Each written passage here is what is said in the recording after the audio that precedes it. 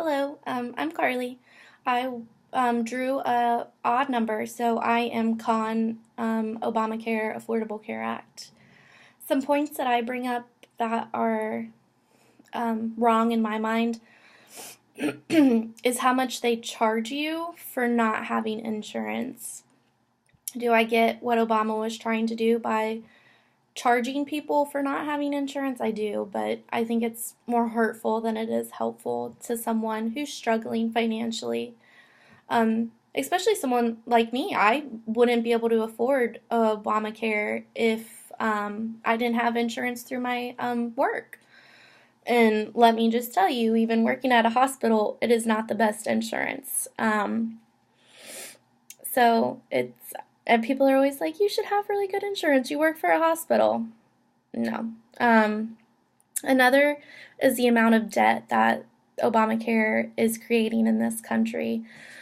According to the Congressional Budget Office, if the laws in Obamacare remains the same, then the United States, the debt over the next 30 years will be the highest that it has ever witnessed. And we are higher. We are at the highest we've ever been right now since World War II.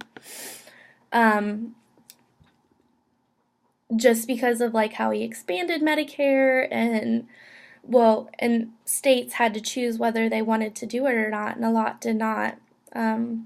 Which Medicare brings me to another issue of how they reimburse hospitals, which is patient satisfaction, which is often done through surveys that you receive after you've had a visit in the hospital. Working in the ER, I see and have felt how much this has affected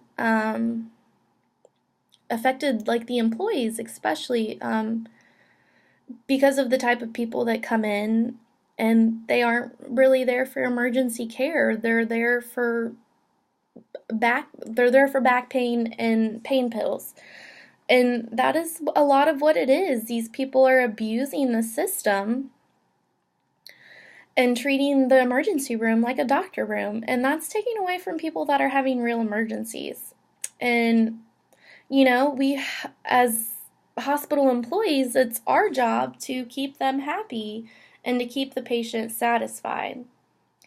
And I don't think that's fair, because if anyone else is like me, I don't fill out a survey or say anything unless I'm very, very angry. So these people that have had good experiences and haven't had bad ones, they're not going to fill out the survey. It's not worth their time. They're not. I just don't think it's fair. Like one of my favorite memes, I'll show it to you. I don't know if you can see it, but it says, "Oh, sorry, let me pause the CPR I am performing to answer your call light request for your sixth Sprite, Mr. Back Pain of 6 years." And it's a real thing. That really happens when those people come in there and they expected to be waited on hand and foot. It's the reality of the emergency room. And that's everywhere. I've worked in 4 different ERs, and it's the same thing.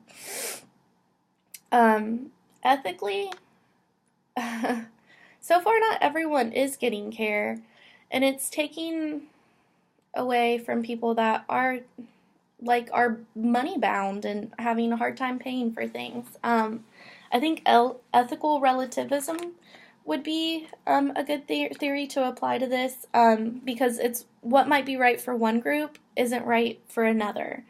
And I think that's important to look at. And even consequentialism, which judges the actions of a group by their results. I think that's important, because not everyone is abusing the system, but a lot of people that do come in pain aren't going to get pain medicine because it is so overprescribed and it's just abused. And so these people that do abuse the medicine, and then people that come in that really need it aren't going to get it, and they may have to go see a specialist like a pain doctor. So I think a lot of that needs to be based on like a group of people or none at all. But hopefully one day Probably not in my lifetime or my nephew's lifetime will it be figured out, but I do hope it is. So, thank you.